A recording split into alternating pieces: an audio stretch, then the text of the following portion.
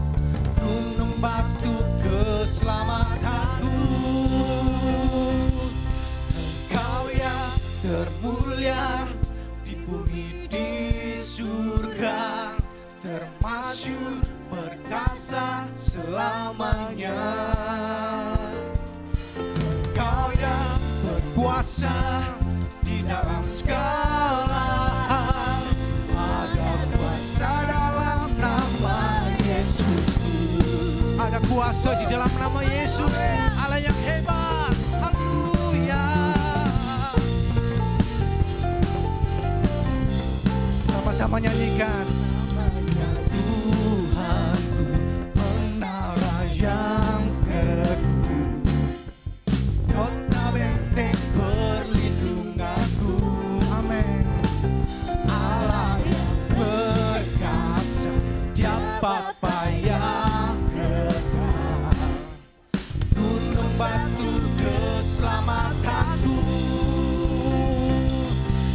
Kau yang termulia di bumi di surga, termasyur perkasa selamanya.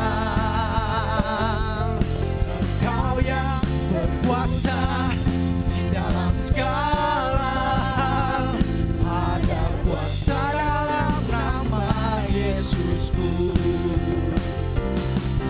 Kau yang termulia di surga, yes, termasyur perkasa selamanya.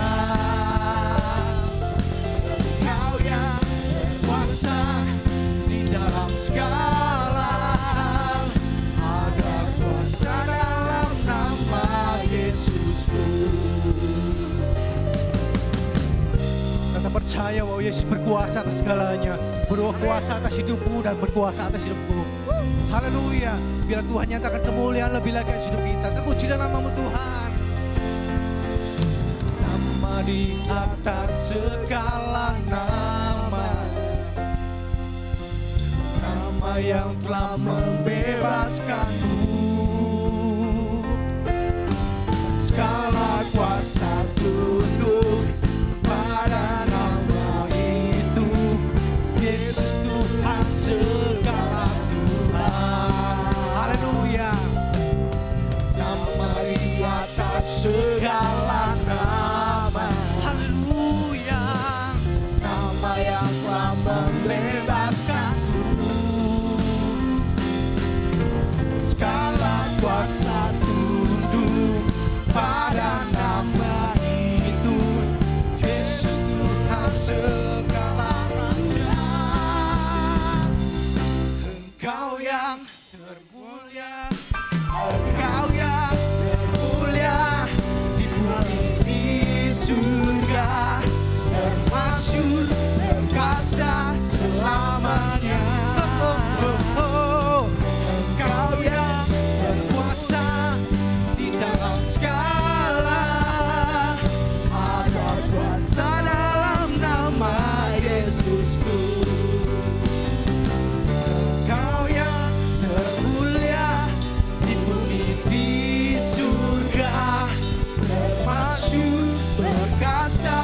selamanya.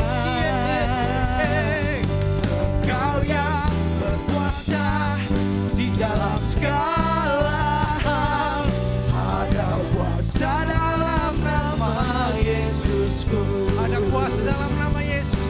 Ada kuasa dalam nama Yesusku. Ada kuasa dalam nama Yesusku. Haleluya.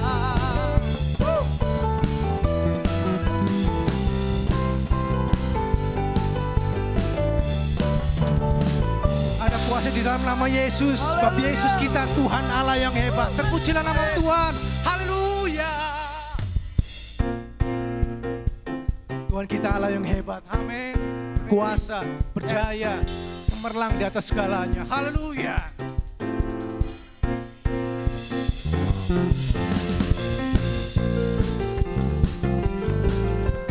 Terus menyanyikan kuasa Tuhan dinyatakan. Haleluya.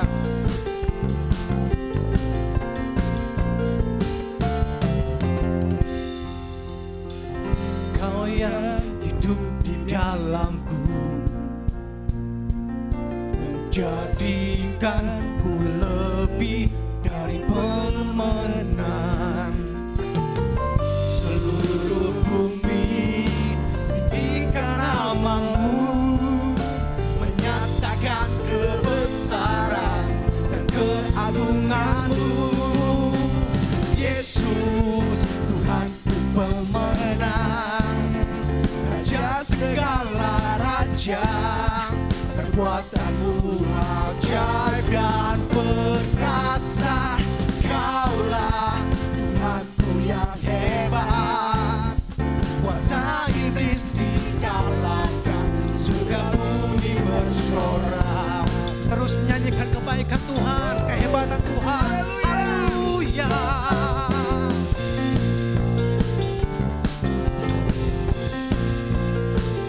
Sama-sama nyanyikan. Kau yang hidup di dalamku, Kita umat-umat menang.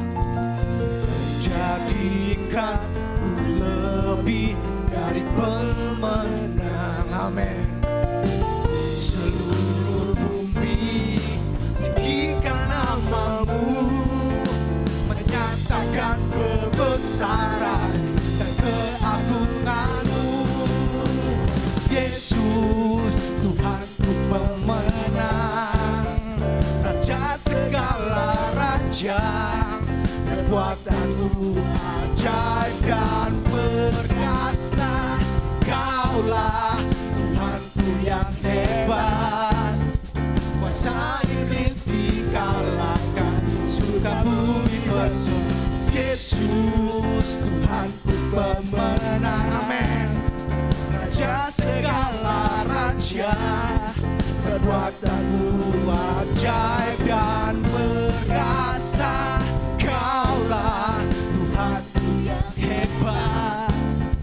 Kuasa iblis dikalahkan, surga bumi bersorak.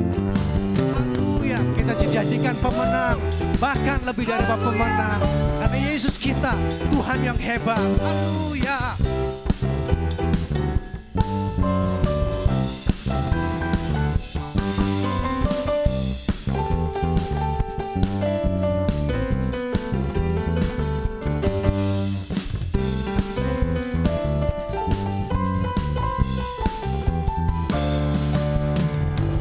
Seluruh bumi tinggikan namamu, menyatakan kebesaran dan keagunganmu. Yesus Tuhanku pemenang, Raja segala raja.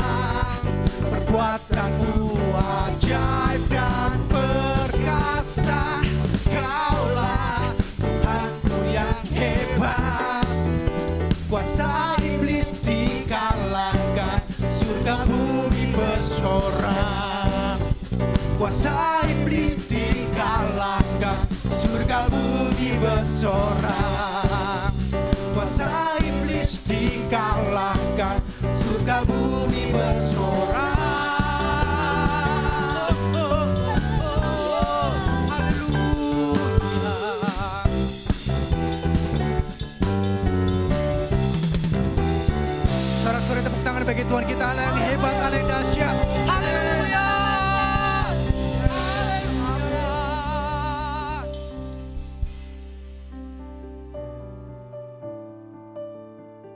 kasih Tuhan buat kehebatanmu, kedahsyatanmu atas hidup kami. Makasih buat hari-hari yang luar biasa, hari-hari yang baik yang Tuhan nyatakan hidup kami. Bahwa kami lebih jauh Tuhan masuk dalam penyembahan kepada Yesus. Ini hidup kami Tuhan, kami bersyukur. Bila setiap pribadi naikkan pujianmu, naikkan penyembahanmu kepada Yesus, karena Dia yang layak disembah. Naikkan syukurmu kepada Yesus. Namanya nafkomaya silakan. Haleluya, haleluya. Ini hidup kami Tuhan. Kami datang dengan ucapan syukur. Kami datang dengan keberadaan seluruh hidup kami. Kami tanggalkan sesaat beban hidup kami. Kami hanya fokus kepada Tuhan. Kami bersyukur Tuhan. Terima kasih. Kami sungguh mengasihi Engkau Yesus. Terima kasih buat kasih-Mu yang melimpah, yang tercurah atas hidup kami. Haleluya. Terima kasih buat pemeliharaan-Mu yang sempurna. Ya Bapa. Haleluya, haleluya. Kita nama Yesus, kita galala. Ini nama Yesus. Yesus.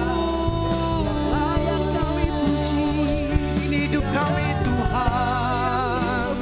Terpujilah nama-Mu Tuhan. Terima kasih buat pemulihan, buat sukacita yang baru atas hidup kami. Ya Bapa. Haleluya. Kita kan nama Yesus. Terpujilah nama-Mu Tuhan. Terpujilah nama-Mu Yesus. Haleluya. Makasih Yesus. Bahwa kami masuk dalam penyembahan, dalam dimensi yang baru dalam roh Tuhan. Terpujilah nama-Mu Bapa. Bapa, Bapa, ku naikkan syukur padamu. Bapa, Bapa, ku sembah sujud kepadamu. Sungguh besar dan kudus nama-Mu Bapa. Ku selalu puji nama-Mu. Besar setia-Mu, rahmat-Mu di dalam hidupku Bapa. Ku mengasihi-Mu. Mari yang mengasihi Tuhan, dengan pujian ini. Haleluya. Bapa, Bapa, ku naikkan syukur padamu. Bapa, Bapa, ku sembah sujud kepadamu. Sungguh besar dan kudus nama-Mu Bapa. Ku selalu puji nama-Mu. Besar setia-Mu, rahmat-Mu di dalam hidupku Bapa. Ku mengasihi-Mu. Sungguh besar dan kudus nama-Mu Bapa. Ku selalu puji nama-Mu. Besar setia-Mu, rahmat-Mu di dalam hidupku Bapa. Ku mengasihi-Mu. Sungguh besar dan kudus nama-Mu Bapa.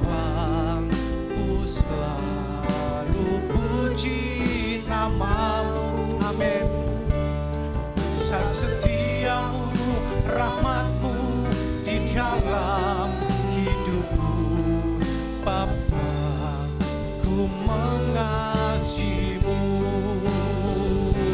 Sungguh besar dan kudus namamu, Bapa, ku selalu puji namamu.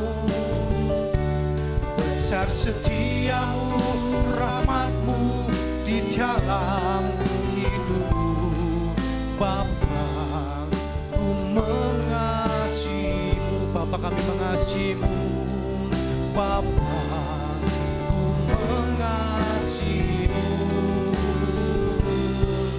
Bapa, ku mengasihimu.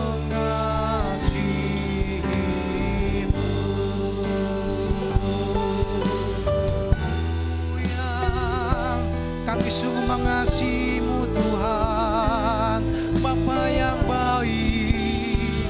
Kami naikkan syukur, terima kasih Bapa, buat setiap limpahan rahmat, buat setiap kekuatan, buat setiap kesehatan yang senantiasa Kau curahkan. Haleluya. Kami bersyukur Tuhan buat pembelaan Tuhan yang sempurna, buat kebaikan Tuhan, buat perlindungan Tuhan yang ajaib atas hidup kami. Yesuslah yang jadi penolong hidup kami. Yesuslah yang jadi Tuhan, yang jadi Raja. Haleluya. Terima kasih Bapa. Inakana maya sikituku makara, inakana maya sutakala. Haleluya, haleluya, haleluya. Yesus, inakana namanya syukur. Terpujilah namamu Tuhan, Allah yang hebat, Allah yang ajaib, Allah yang dahsyat. Perbuatan tanganmu tak terselami Tuhan. Kasih setiamu lebih lebar daripada samudra, dalamnya melebihi lautan. Kita kan namanya syukur. Haleluya, haleluya. Allah itu Tuhan, Engkau yang layak disembah, Engkau yang layak ditinggikan untuk selamanya, untuk selamanya. Yesus, Yesus, kita kenakan apa ya sih. Buat kami kagum-akan Tuhan, buat kami terus memuji menyembah-Mu, ya Allah yang ajaib. Terima kasih Tuhan, kami bangga punyalah seperti Engkau Tuhan. Terus kami mau memuji menyembah-Mu Yesus. Haleluya.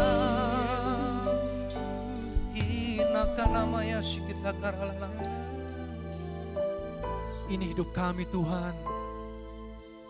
Biarlah hidup kami penuh penyembahan kepada Tuhan. Sebab hanya Yesus yang layak ditinggikan. Makasih Tuhan.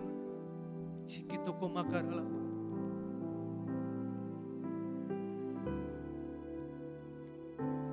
Ku memujimu, ku selalu pujimu, ku mau menyembahmu, ku selalu sembahmu. Kau yang layak terima semua pujian, kemuliaan hanya bagi Tuhan. Ku mau memujimu, ku selalu pujimu, ku mau menyembahmu, ku selalu sembahmu. Kau yang layak terima semua pujian, kemuliaan hanya bagi Tuhan. Ku mau memujimu, ku selalu pujimu, ku mau menyembahmu, ku selalu sembahmu.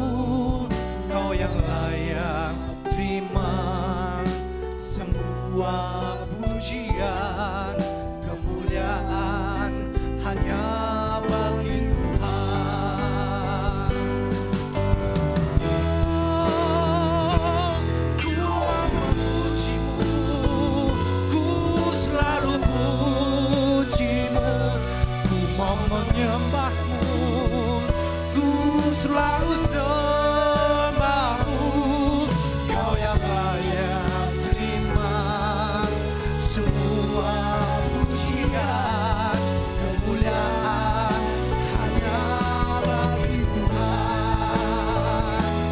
Ku mau memujimu, ku selalu pujimu, ku mau menyembahmu, ku selalu sembahmu. Kau yang layak terima semua pujian, kemuliaan hanya bagi Tuhan. Ku mau memujimu, ku selalu pujimu, ku mau menyembahmu, ku selalu sembahmu. Kau yang layak terima semua pujian, kemuliaan hanya bagi Tuhan. Kemuliaan hanya bagi Tuhan. Kemuliaan hanya bagi Tuhan. Haleluya.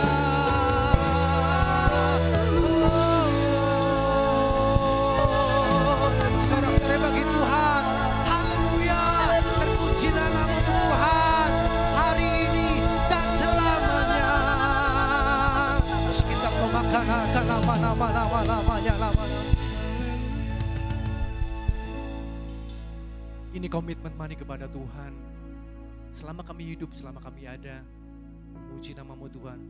Sepanjang kami memuji Tuhan, kami percaya kuasa Tuhan dinyatakan. Terpujilah nama-Mu Tuhan hari ini dan selama-lamanya. Yang diberkati Tuhan, katakan sama-sama. Amin.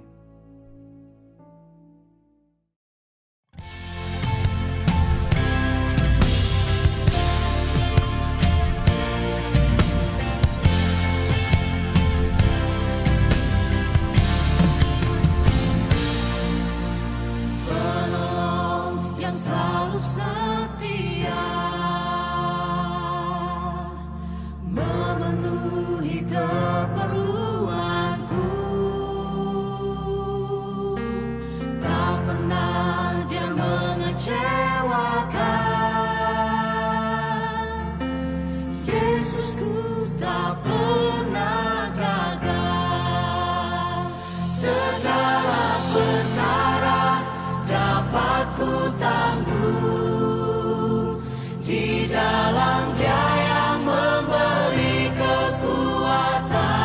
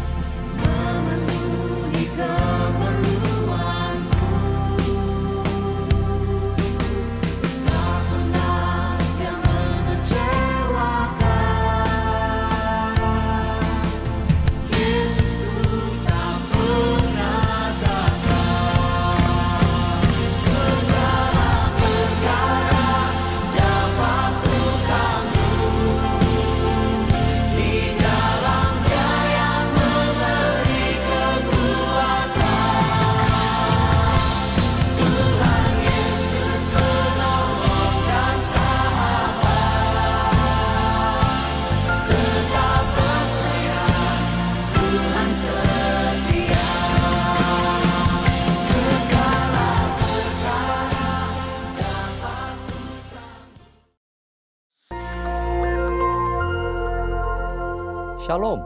Kesempatan kali ini kita akan membahas mengenai meneduhkan badai.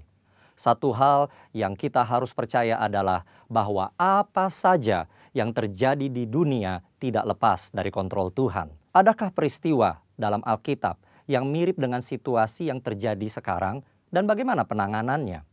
Virus yang cepat menyebar dan menebar ketakutan pada banyak orang ini dapat dianalogikan seperti badai yang awalnya kecil namun kian membesar menjadi taufan.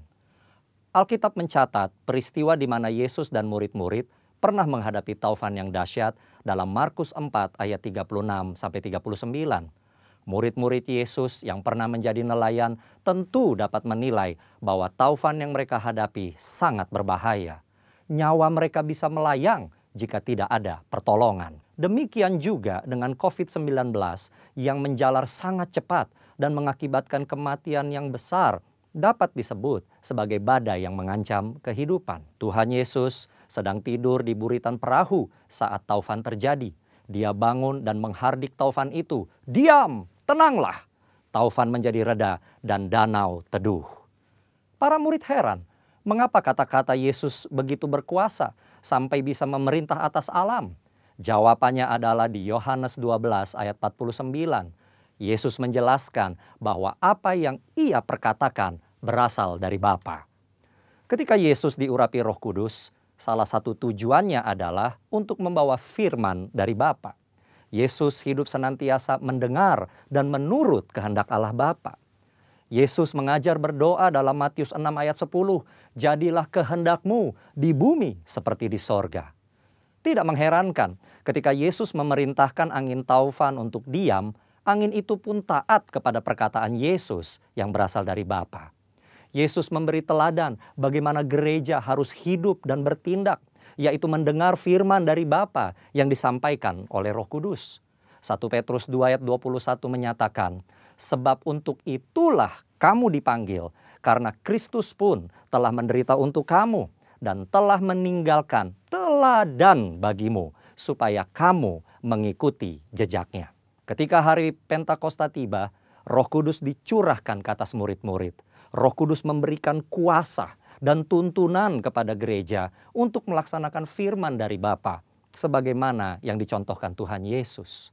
Tuhan Yesus menjelaskan dalam Yohanes 14 ayat 12 bahwa murid-murid akan melakukan pekerjaan yang lebih besar dari yang ia kerjakan. Pekerjaan yang dimaksudkan adalah tanda dan mujizat.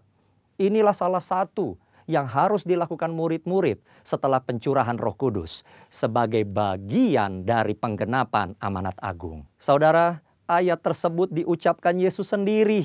Murid-murid adalah orang berdosa yang menerima anugerah keselamatan untuk memberitakan keselamatan itu ke seluruh dunia. Tentu murid tidak lebih besar dari Yesus. Setelah Yesus pergi kepada Bapa, Bapa mengaruniakan Roh Kudus kepada murid-murid untuk melakukan kehendak Bapa. Jadi, ketika seorang murid melakukan pekerjaan mujizat, itu bukanlah kemampuan dari murid tersebut, melainkan hanya hasil dari kuasa firman dan Roh Kudus. Pekerjaan yang lebih besar terjadi setelah Roh Kudus dicurahkan. Semua yang Yesus lakukan adalah contoh bagi murid-muridnya, artinya juga bagi gerejanya. Akan ada kasus-kasus yang serupa dan mereka sudah diberitahu bagaimana menanganinya. Kita tentu ingin terbebas dari COVID-19 secepat mungkin. Setiap orang berupaya keras agar badai ini segera berlalu. Apa yang bisa kita berikan sebagai gereja dalam situasi ini? Tuhan mengutus kita untuk menjadi saksi dan pewarta Injil keselamatan. Kita berdoa, menguatkan yang sedang ketakutan, memberi bantuan kepada yang membutuhkan, serta upaya-upaya lain sesuai anjuran pemerintah dan menyampaikan kehendak Tuhan. Sebagaimana badai menjadi teduh ketika Yesus menghardik, maka pandemi COVID-19 pun perlu dihardik agar diam dan tenang. Dalam arti tidak lagi menimbulkan penyakit pada banyak orang. Tujuan akhir dari tindakan ini adalah orang-orang akan melihat Tuhan, berseru kepada nama Tuhan, dan akhirnya diselamatkan. Ini akan menjadi momen untuk menyatakan kasih dan kuasa Kristus kepada banyak orang. Di bagian berikutnya, kita akan membahas tentang kesembuhan ilahi. Tuhan Yesus memberkati.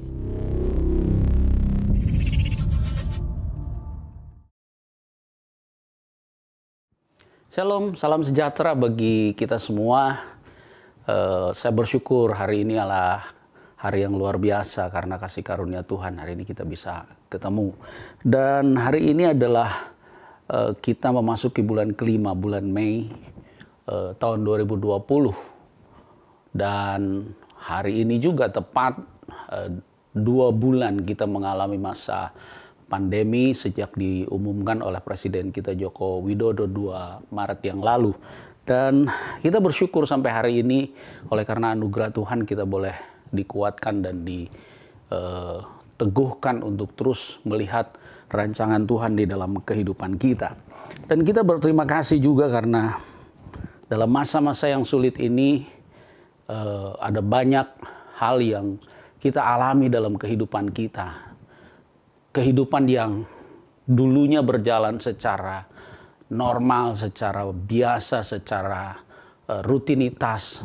Kita menemukan hal-hal baru dalam 2 bulan ini yang saya kira merupakan awal daripada terobosan ke masa depan, di mana kita akan mengalami pengalaman ilahi dalam dimensi yang baru.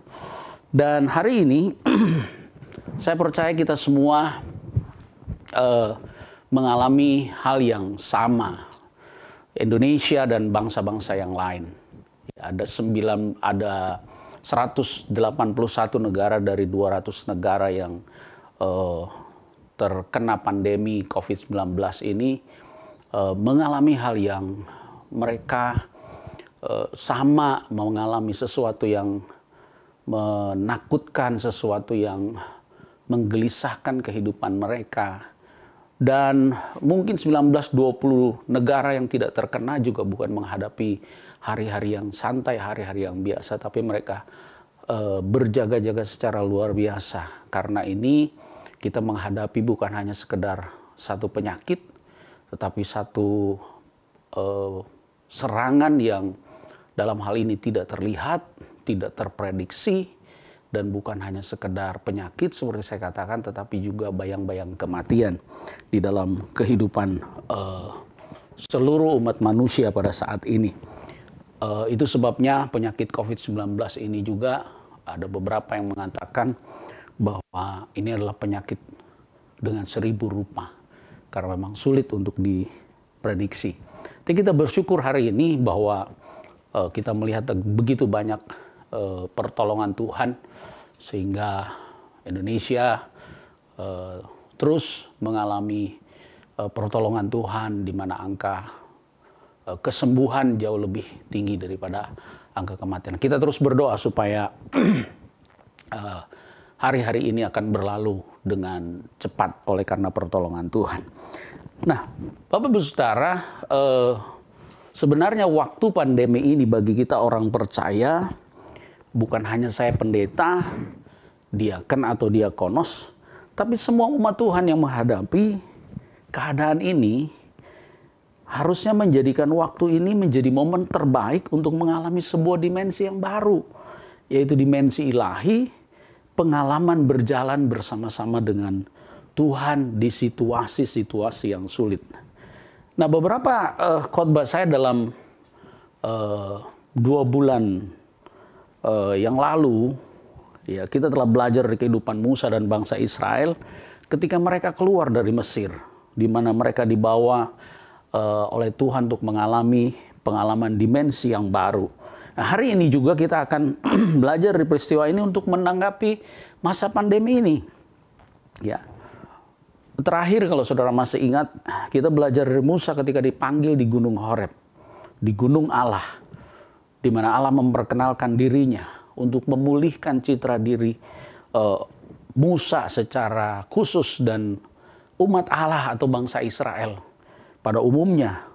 Dan mereka harus menangkap perjanjian yang telah diucapkan Tuhan, telah dinyatakan Tuhan kepada nenek moyang mereka, yaitu Abraham, Ishak, dan Yakub. Nah, hari ini kita akan lanjutkan apa yang Tuhan katakan supaya mereka bisa keluar dari Mesir. Ya, ini satu hal yang penting sekali untuk menanggapi masa pandemi COVID-19 ini. Karena itu hari ini saya beri tema beribadahlah kepada Allah. Mari kita akan sama-sama lihat di dalam Keluaran pasal yang ketiga ayat 7 sampai dengan ayat yang ke-12.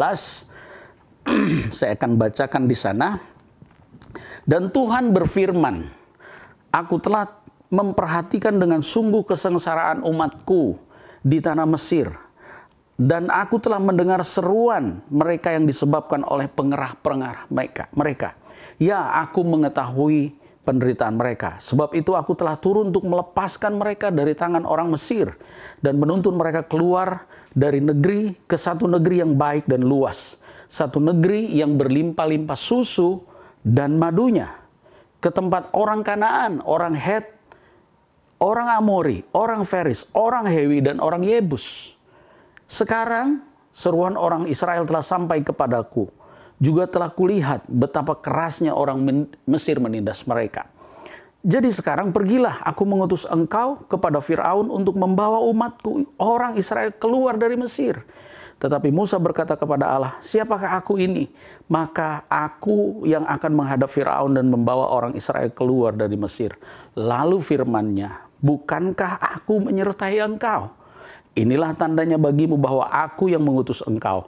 Apabila engkau telah membawa bangsa itu keluar dari Mesir, maka kamu akan beribadah kepada Allah di gunung ini.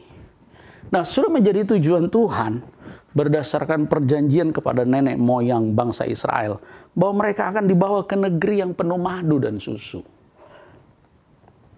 Dan setelah 430 tahun Allah membiarkan mereka di Mesir, maka Allah mengatakan kepada bangsa Israel melalui Musa bahwa mereka akan dibawa Tuhan ke negeri yang dijanjikannya. Itu bukan untuk sekedar menikmati kelimpahan madu dan susu, tetapi supaya mereka beribadah kepada Allah. Ini menjadi satu catatan penting bagi kita, di mana kita bisa melihat Tuhan menginginkan orang Israel tidak hanya menikmati berkat, tapi menikmati hubungan yang dekat dengan Allah, yang intim dengan Tuhan. Selanjutnya Keluaran pasal yang ketiga ayat 16 sampai dengan ayat yang ke-18. Kalau kita perhatikan di situ, saya akan bacakan saja 18. Dan bila mana mereka mendengarkan perkataanmu, kata Tuhan, maka engkau harus beserta para tua-tua Israel pergi kepada Raja Mesir, dan kamu harus berkata kepadanya, Tuhan Allah orang Ibrani telah menemui kami. Oleh sebab itu izinkanlah kiranya kami pergi ke padang gurun 3 hari perjalanan jauhnya untuk mempersembahkan korban kepada Tuhan Allah kami.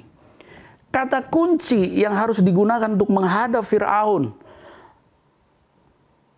dan membawa keluar bangsa Israel yang harus digunakan Musa adalah ada makna ibadah di situ. Mempersembahkan korban kepada Allah. Meski demikian, Tuhan memang tidak mengatakan semudah itu Firaun akan membiarkan bangsa Israel keluar dari Mesir untuk beribadah, kecuali dengan dipaksa oleh kekuatan tangan Tuhan. Karena Tuhan ingin menyatakan kekuatan dan kuasanya di hadapan Firaun dan bangsa Israel. Dalam ayatnya yang ke-19 dan 20 pasal yang ketiga kitab Keluaran dikatakan begini. Tetapi aku tahu bahwa Raja Mesir tidak akan membiarkan kamu pergi, kecuali dipaksa oleh tangan yang kuat. Tetapi aku akan mengacungkan tanganku dan memukul Mesir dengan segala perbuatan yang ajaib, yang akan kulakukan di tengah-tengahnya. Sesudah itu aku akan membiarkan kamu pergi. Kalau kita perhatikan di sini, sekali lagi, kata kunci yang mesti digunakan oleh Musa untuk membawa bangsa Israel keluar dari Mesir adalah supaya mereka beribadah. Ada beberapa catatan dalam kitab Keluaran dari pasal yang keempat, pasal 7, pasal 8, pasal 20, pasal 10 maksud saya. Itu selalu dipakai oleh Musa untuk menyampaikan kepada Firaun bahwa kami mau beribadah kepada Tuhan. Izinkanlah kami keluar dari Mesir supaya kami beribadah kepada Tuhan. Nah, dalam berbagai perdebatan, Firaun tetap pada keputusannya. Sampai pada akhirnya tangan Tuhan bekerja menyatakan kekuatan dan kuasanya dengan tulah kepada bangsa Mesir. Maka pada tulah yang ke-10, yaitu kematian anak sulung atas bangsa Mesir, Firaun berkata dalam Keluaran pasal yang ke-12 ayat 31. Katakan demikian. Lalu pada malam itu dipanggilnya Musa dan Harun. Katanya, bangunlah, keluarlah dari tengah-tengah bangsaku, baik kamu maupun orang Israel. Pergilah, beribadahlah kepada Tuhan seperti katamu itu. Jadi jelas bahwa perjuangan Tuhan untuk membebaskan bangsa Israel dari perbudakan di Mesir dengan tulah kematian terhadap anak sulung bangsa Mesir, dan sebaliknya keselamatan bagi bangsa Israel adalah dengan tanda darah anak domba. Sebagai Paskah yang pertama dicatat, supaya bangsa Israel beribadah kepada Tuhan. Jadi saudara, kalau kita melihat ini, ada tangan Tuhan yang bekerja, yang menyebabkan orang-orang atau anak-anak sulung bangsa Israel pada waktu itu mati. Tetapi ada satu sisi yang lain di mana Tuhan dalam konteks kematian itu ingin membawa orang Israel, orang percaya, datang beribadah kepada Tuhan. Nah, apa pentingnya ibadah, saudara? Ini yang perlu bagi kita. Dalam masa-masa ini, di mana situasi penyakit yang bukan hanya sekedar penyakit, tapi penyakit yang bisa membawa kematian. Kita perlu terus beribadah. Dan itu memang satu hal yang sungguh-sungguh telah terjadi di tengah-tengah kehidupan kita. Sebenarnya Tuhan sedang kerjakan sesuatu kepada kita supaya kamu beribadah kepada Tuhan. Beribadah kepada Allah. Allah yang sungguh-sungguh telah melepaskan kamu, telah membebaskan kamu, bahkan telah meluputkan kamu dari kematian. Itulah yang Tuhan inginkan dalam masa-masa ini. Sekarang apa pentingnya ibadah kepada Allah? Saya merasa bahwa Tuhan sedang memberikan kepada kita satu dimensi yang baru melihat sisi ibadah dalam kehidupan kita. Yang bukan sekedar rutinitas, liturgi, yang pada saat ini pun kita tidak bisa lakukan dengan semua liturgi yang umum di dalam gereja. Bukankah hari ini kita online? Ya, kita tidak bertatap muka langsung, tapi yang paling penting dalam kehidupan kita adalah bagaimana ibadah yang sesungguhnya itu dapat kita maknai dalam kehidupan kita. Nah, apa fungsinya? Yang pertama adalah bahwa beribadah adalah satu upaya, saya pakai tanda kutip di situ kata upaya, untuk mengerti kekuatan kasih Allah dalam kehidupan kita. Dalam Keluaran pasal yang ke-12 ayat 31, kata beribadahlah kepada Tuhan dalam bahasa dalam Alkitab bahasa Inggris digunakan kata serve the Lord. Kata serve the Lord. Kata serve itu dalam bahasa Ibrani dipakai kata avad. Nah, apa itu avad? Avad sebenarnya ditujukan untuk menyatakan pekerjaan budak atau hamba upahan. Kemudian konsep ini dipakai dalam rangka mempersembahkan ibadah kepada Allah dengan tersungkur, dengan meniarap, untuk mengungkapkan rasa takut, penuh hormat, kekaguman, penuh pujian, dan perasaan takjub. Nah, dari pengertian ini menjadi jelas bahwa konsep dasar dari ibadah adalah pelayanan atau pengabdian seutuhnya dari hidup kita kepada Allah, yang dinyatakan baik dalam bentuk pujian, penyembahan, maupun tingkah laku kita. Meskipun kelihatannya ibadah adalah upaya atau usaha manusia untuk berbakti kepada Allah, tetapi sebenarnya kalau kita melihat pada ayat yang dimaksudkan, bahwa Allah lah sebenarnya yang memperakarsai ibadah itu sendiri. Allah yang turun kepada orang Mesir, yang sesungguhnya pada saat itu mereka budak. Mereka nggak bisa beribadah. Tetapi Tuhan datang membebaskan sang budak untuk datang mengabdi Sang Tuhan yang benar, mengabdi kepada Allah yang benar. Nah, saudara, kalau kita melihat ini, bukankah ini gambaran kasih-Nya yang begitu rupa? Allah mengundang manusia untuk datang kepadanya. Ibadah yang benar adalah fokus kepada tujuan, yaitu Allah yang dikenal dalam Yesus Kristus.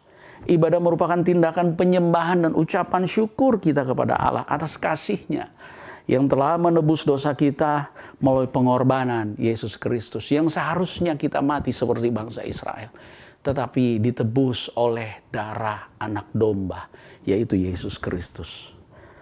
Allah dalam hal ini tidak memandang tempat di mana kita beribadah, pola ibadah, atau yang lain, melainkan melihat hati yang tertuju kepadanya. Konsep ibadah harus dimaknai dengan tujuan atau fokus kepada siapa yang disembah, yaitu Allah. Konsep pengharapan keselamatan yang dimiliki orang-orang perjanjian lama diwujudkan dalam bentuk ibadah dan digenapi dalam Yesus Kristus dalam perjanjian baru. Karena itu kita melihat setelah periode Yesus, ibadah tetap berfokus kepada Allah dalam Yesus Kristus yang telah menebus dosa manusia. Jadi ibadah sekarang yang harus kita maknai dengan benar adalah datang kepada Tuhan, fokus kepada Dia. Fokus dalam pujian, dalam penyembahan kita, dalam sikap dan tingkah laku kita, perkataan kita yang menjadi pesan di tahun ini. Apa yang kita sampaikan, apa yang kita nyatakan. Nah, yang kedua adalah bahwa beribadah adalah satu upaya untuk menyatakan iman percaya kita kepada Allah. Kalau kita melihat dalam hal ini, saudara, seringkali dalam membangun kepercayaan kita, kita ingin melihat mujizat-mujizat yang biasanya akan pupus dan tidak akan bertahan lama ketika kita sampai kita mengalami mujizat lagi. Tapi ibadah adalah satu upaya untuk terus-menerus secara konsisten menyatakan iman percaya kita kepada Allah. Karena itu, hal yang perlu kita lakukan hari-hari ini bukan hanya sekedar mujizat, kesembuhan, perlindungan, lain sebagainya, tapi beribadahlah kepada Tuhan. 2 Timotius pasal yang ketiga ayat yang kelima, saudara, digambarkan begini. Orang-orang hidup di akhir zaman. Secara lahiriah mereka menjalankan ibadah mereka. Tetapi pada hakikatnya mereka memungkiri kekuatannya. Kalau saudara lihat ayat 1 sampai dengan ayat 4, bagaimana di sana kita melihat orang-orang yang dengan sikap menunjukkan bahwa mereka adalah orang yang beribadah, tapi sikap mereka, tindakan mereka tidak menunjukkan sebagai orang yang beribadah. Sehingga dikatakan oleh Rasul Paulus, mereka memungkiri kekuatan ibadah itu. Yaitu satu kekuatan, kuasa untuk terus menyatakan iman percaya kita kepada Tuhan. Dengan menyatakan itu, maka semua hal, pujian kita, penyembahan kita, tindakan kita hanya berpusat kepada Yesus Kristus. Beberapa orang menganggap agama adalah sekedar satu status. Apa agamamu? Kristen. Tapi hal itu belum tentu menyatakan iman kita. Yang mengandung kekuatan yang dahsyat untuk menggerakkan Allah. Iman adalah sesuatu yang di dalamnya ada kekuatan, ada kuasa yang dahsyat untuk menggerakkan Allah. Itu sebabnya ibadah perlu kita pelihara untuk menyatakan iman kita. Dan kemudian mampu menggerakkan Tuhan untuk melakukan apa yang kita butuhkan. Dalam hal ini kita bisa melihat Markus pasal yang kelima 34. Maka katanya kepada perempuan itu, "Hai anakku, imanmu telah menyelamatkan engkau. Pergilah dengan selamat dan sembuhlah dari penyakitmu." Iman yang menggerakkan Allah untuk menyatakan mujizatnya. Iman percaya kepada Tuhan itu yang kemudian membawa orang atau bangsa lain datang kepada Tuhan. Yang luar biasa dari pengalaman orang Israel, ternyata tidak hanya orang Israel yang keluar dari Mesir. Pada waktu kematian melanda anak-anak sulung Mesir. Dalam Keluaran pasal yang ke-12 ayat 38 dicatat begini. Juga banyak orang dari berbagai-bagai bangsa turut dengan mereka. Lagi sangat banyak ternak kambing domba dan lembu sapi. Jadi ada banyak bangsa, bukan hanya bangsa Israel, yang ikut pada keyakinan orang Israel yang telah menjadi percaya pada saat itu. Ya, untuk keluar dari Mesir, keluar dari perbudakan. Saya percaya kalau kita tingkatkan terus ibadah kita, pujian, penyembahan kita kepada Allah, lalu tindakan kita, sikap kita, menunjukkan sikap orang percaya yang fokus hidupnya kepada Tuhan, akan banyak orang datang kepada Tuhan. Bukankah itu menjadi pesan kita hari-hari ini? Bahwa kita harus mengerjakan bagian kita, melaksanakan amanat agung, supaya orang datang mengenal Kristus. Nah, saudara, ada catatan yang penting. Ketika orang Israel keluar dari Mesir, bagian yang paling penting bagi kita untuk menanggapi waktu-waktu ini. Mereka keluar dari Mesir dengan pertolongan tangan Tuhan yang kuat. Dan sampai di kaki Gunung Sinai. Mereka telah melupakan ibadah yang seharusnya mereka lakukan. Sementara Musa sedang mengupdate apa yang harus dilakukan supaya ibadah orang Israel tetap berlangsung. Ternyata fokus mereka bukan kepada Allah, tapi Allah buatan tangan mereka, yaitu semua harta yang diberikan Tuhan melalui orang Mesir, kemudian sekarang oleh tangan mereka dibuat ilah, yaitu lembu emas. Maka saat itu Tuhan menjadi marah. Kenapa? Karena ibadah yang sesungguhnya, pujian, penyembahan, sikap dan tingkah laku yang seharusnya berfokus kepada Allah, sekarang mereka berfokus kepada ilah buatan tangan mereka. Nah, saya berdoa supaya di masa-masa ini, masa-masa mungkin kita menghadapi satu situasi, siapapun dari kita menjadi waspada, menjadi bersikap melakukan hal-hal yang penting saya jangan kena sakit itu, yang penting saya jangan mati.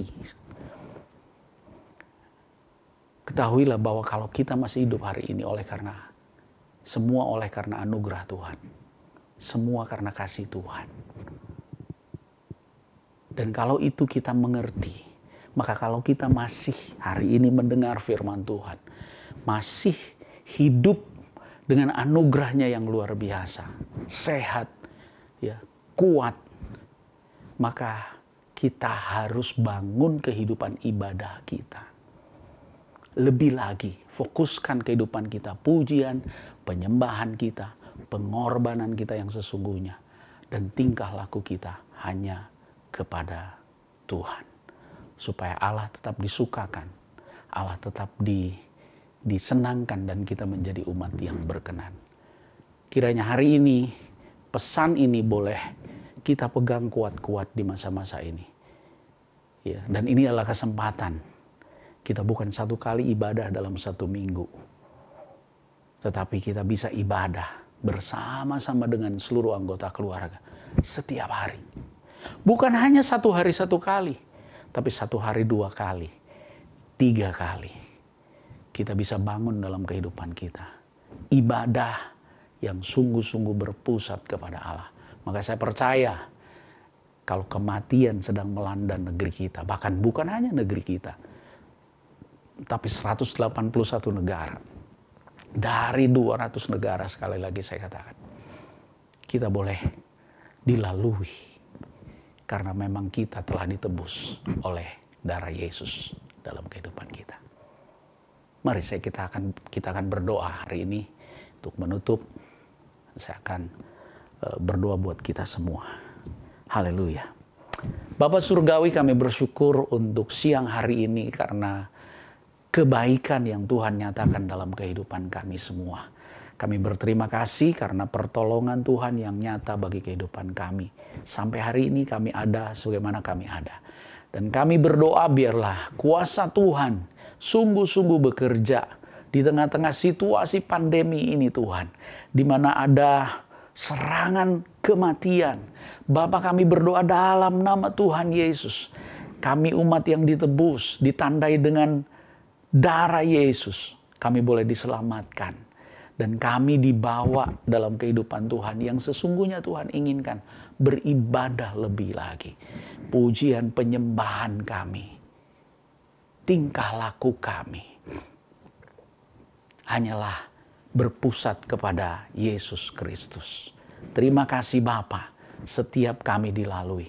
Kok mungkin ada beberapa di antara kami, orang-orang yang Bapa dilanda, Bapa, masalah pandemik ini. Kami berdoa, mereka sedang sakit, mereka sedang bergumul. Kami berdoa dalam nama Tuhan Yesus Kristus. Biarlah tangan kuasa-Mu menolong setiap kami. Perlindungan-Mu yang sempurna atas kehidupan kami. Di dalam nama Tuhan Yesus Kristus. Terima kasih Bapa, kiranya Engkau memberkati seluruh kehidupan anak-anak-Mu. Supaya sungguh-sungguh dalam kehidupan anak-anak-Mu ada nyata kuasa yang Tuhan kerjakan dalam kehidupan kami. Terima kasih, kami bersyukur. Dan biarlah hari ini kami boleh menerima berkat-Mu, yaitu rahmat berkat anugerah dari Bapa Surgawi. Dalam kasih sayang Tuhan Yesus Kristus yang sempurna. Dan kekuatan kuasa Roh Kudus yang menyertai seluruh kehidupan kami. Hari ini sampai selama-lamanya. Amin.